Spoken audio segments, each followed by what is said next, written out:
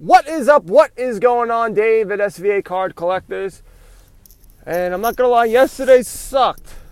Yesterday was a terrible, terrible day. This show is basically just going to be about Mr. Kobe Bryant. Reason being is I may have talked about him a little bit throughout the year, and it was more of me changing my mind and actually understanding. You know, you can't really know a person by interviews and things like that, but just knowing or understanding a little bit better what he was all about.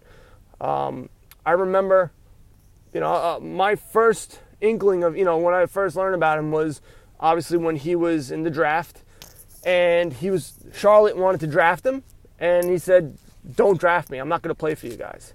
And that bothered me so much. I was like, who is this kid think he is? He should be happy that a team wants to draft him, and he has to go to the Lakers. And from then on, he basically bothered me. And I was like, I don't like him.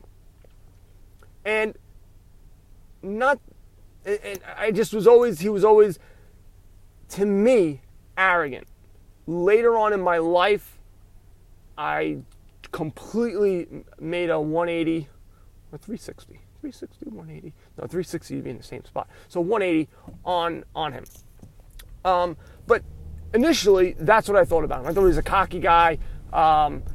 He thought who he was. He's telling people, this is what, I'm not going to play for you, and this and that. And that's what I thought of him for a long time. Then he had issues with Shaq. I was like, Shaq's an easygoing guy. How can you have problems with Shaq? And then Shaq left, and he won that title with Miami. I said, good for him,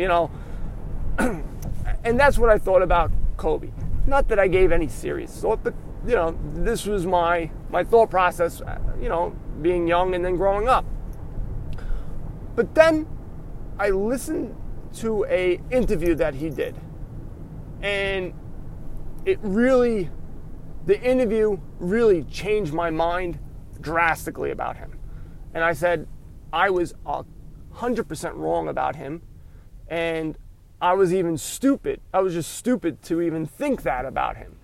But I wouldn't have known, he's a public figure. I don't know nothing about him. It's, what people present.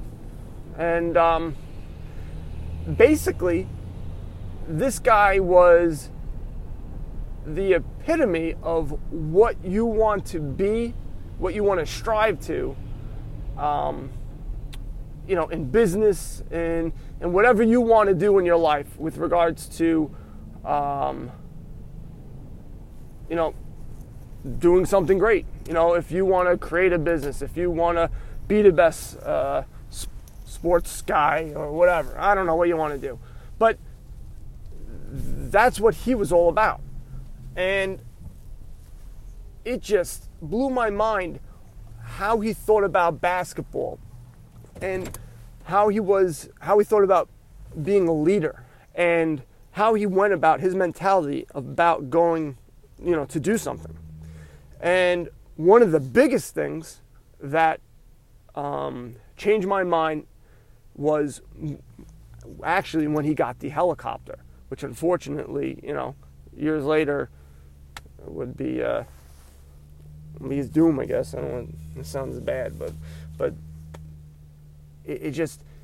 he got that helicopter. He would wake up 5 o'clock in the morning, 4 or 5 o'clock in the morning, do his workout at home. Oh, good. No, play, yeah, loud and yes. Spin out. And he would work out. Then he would spend time with his kids, get them ready for school, and drive them to school. He thought it was really important to spend that time with them because he was on the road a lot. So anytime that he was home, he wanted to maximize the time with his family. What happened was, now, I don't remember if it was they changed the place where they trained, or he moved, or whatever the case may be, but it took him like over an hour and a half, sometimes with traffic even more, to get to his workout. And then he would try to come back to pick up his daughter. And so he would, drive, and he was wasting time. And he wanted to maximize the amount of time he had working on his craft, working on, getting better at basketball. And so, yes, not everyone can afford this luxury, but he bought a helicopter. And the reason why was so he can get to and from the place in like 10 minutes, 10, 15 minutes. It was quick. And so he could spend another hour he saved where he could be working. And he wasn't wasting time. He was maximizing his day. He was maximizing his life, trying to squeeze every little bit out of it. And it's just to have that mentality. It's hard to know what you really want to do in life. A lot of people, even me included, we all just struggle with like, well, what do we do? What do you want to do? Is this going to make me happy? And so he found that. And some people were lazy about it, which later on I found out that's what Shaq was. It was Shaq who was lazy. I mean, I watched an interview with him and Kobe was frustrated with him because he had all this talent, but he wasn't putting the work in. And Shaq said, I knew I didn't have to put all the work in because I knew my man was going to be doing it in the offseason, 24/7. And I know if I was doing something, I would expect everyone else.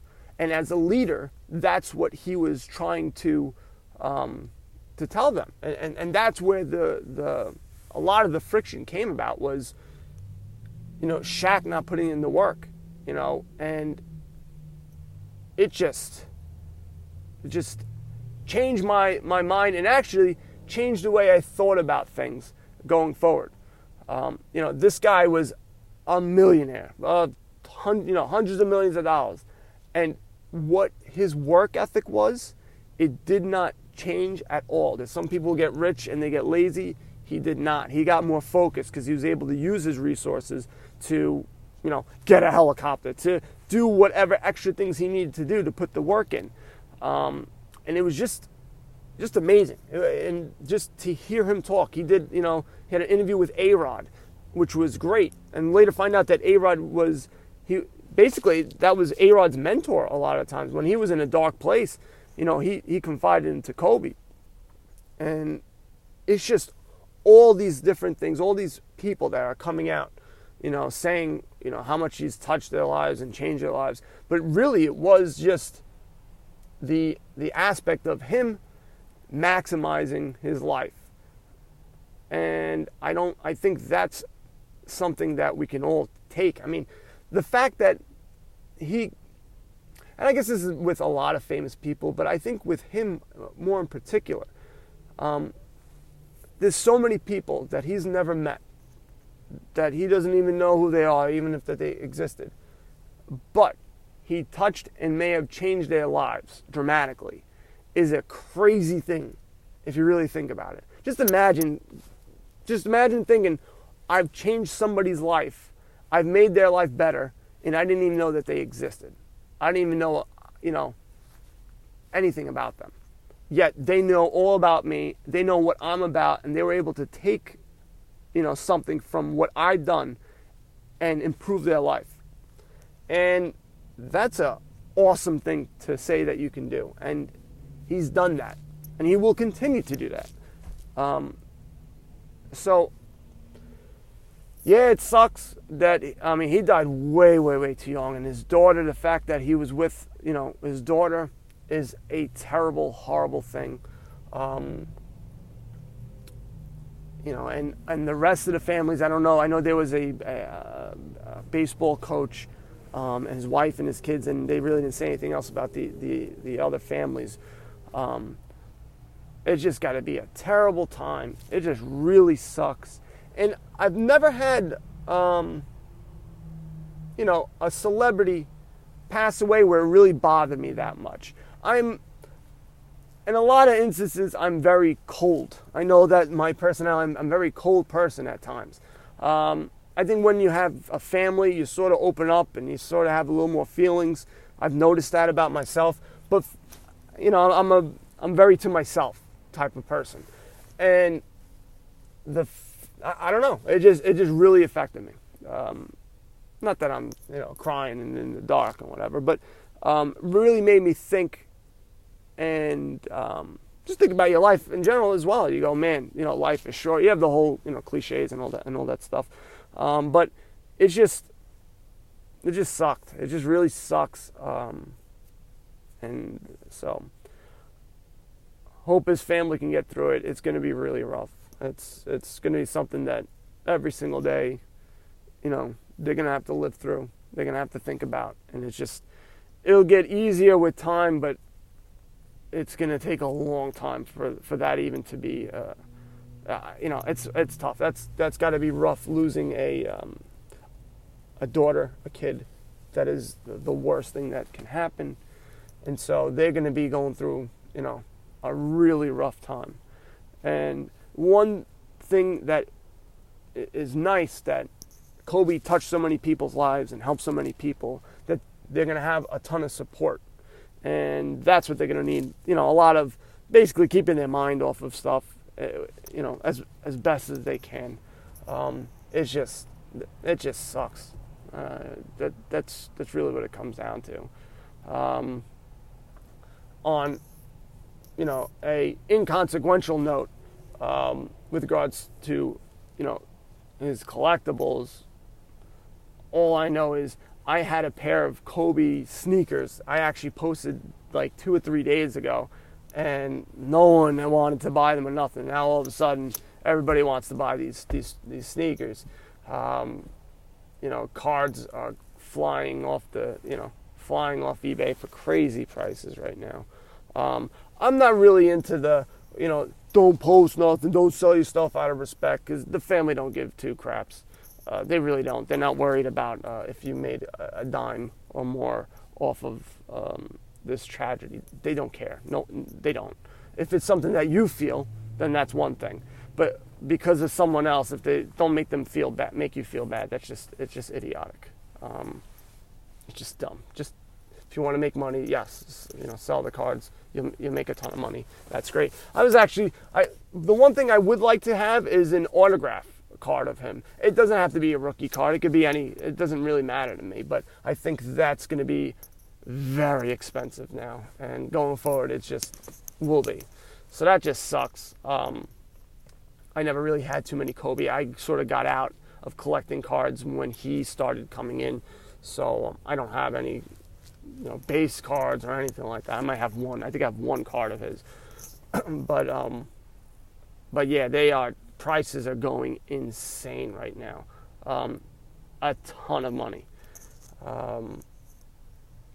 But really, that's not, the point of this podcast today. It was just, if you have time, if I was you, listen to interviews that he's done. He did one with A-Rod that was excellent. He did one with Shaq, and you sort of got an insight of, his thought process and just how he went about his business and how he went about basketball. Just stories where he would play guys, in the summer, and he would remember their tendencies, so when they came into playoffs, he knew what they wanted to do or what they liked to do. Like, another type of love. Like, you play a game, that's it. Call it a day. Unless you're playing with a lot, and then you start, picking up tendencies. But if you pick up a tendency, playing a game or two, in the summertime, just a pickup game, that's just some, and to remember it, I wouldn't even remember playing the person, let alone their tendencies. So he was just on another level with regards to basketball and whatever he did, whatever he wanted to take, he wanted to do well in, he did. I haven't read his book, but I'm sure his book is really good.